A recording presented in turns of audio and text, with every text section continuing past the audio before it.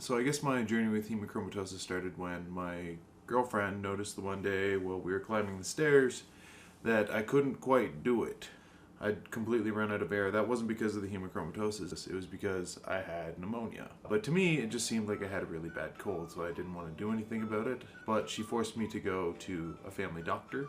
I didn't have a family doctor at the time, so I just found one at a local walk-in clinic. When I got there, I found out that I did in fact have pneumonia, but also that the family doctor was taking new patients. I asked him if he could take me on as a patient. He said yes. As part of the onboarding process as a new patient, he had me do a full workup, like full blood work, full physical, the whole bit, just for a good baseline. When the test came back, we discovered that I had extremely high levels of ferritin, or iron, in my blood. So the average male adult has between 10 and 100 nanograms per deciliter, and I had 4,000.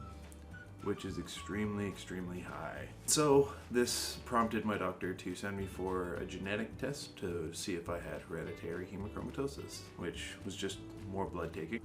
And surprise, surprise, I in fact had hereditary hemochromatosis, which Wikipedia describes as a hereditary disease characterized by excessive intestinal absorption of dietary iron resulting in a pathological increase in total body iron stores. It basically meant that I was super heavy metal, which is really rough on your internal organs, which includes your liver. And so the next step in my hemochromatosis journey was to go get a liver biopsy, which was by far the worst experience of my life. I don't suggest ever getting one done. They suck. They take a needle that's about this long. Well, it seemed that long anyways. And they jam it into your liver and they take a core sample. They did that twice, and I'm not afraid to admit that I screamed like a little girl. And I was in pain for a few days. You don't walk quite right for a few days after that because there's nerves around your liver that run up into your shoulder and your back, and so it actually hurts like all the way up your one side. Thankfully they hadn't found any scarring, so my liver's clean. So the next step was to begin my phlebotomy. The treatment for hemochromatosis, to deplete the iron stores in your blood, is bloodletting. It's one of, I think, 2 diseases in the world that actually still use bloodletting as a treatment, and the other one is basically you have too much blood in your body, so they just let some out. Once a week you go in, you get a pint of blood taken, but it's garbage. They can't donate it. It's garbage blood apparently. And so I did that for 9 months every week. I'd go in Tuesday mornings at 9 a.m. and have my blood taken by my hematologist, who is this very tall, very skinny South African man who resembled a vampire.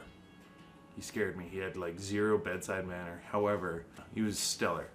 And the nurses were all fantastic. It was actually a really pleasant experience by the end of it. In the beginning though, it was terrifying. And so I would bring in my iPod and just listen to like as much calming music as I could, because my whole fear was if you're too tense, your veins are harder to hit. And if they have to dig around for a vein, it is not pleasant. Well, if you ever go to donate blood, or if you ever have to have blood taken, drink a lot of water beforehand, because it makes your blood vessels and your veins all really juicy and easy to hit, and just try to relax.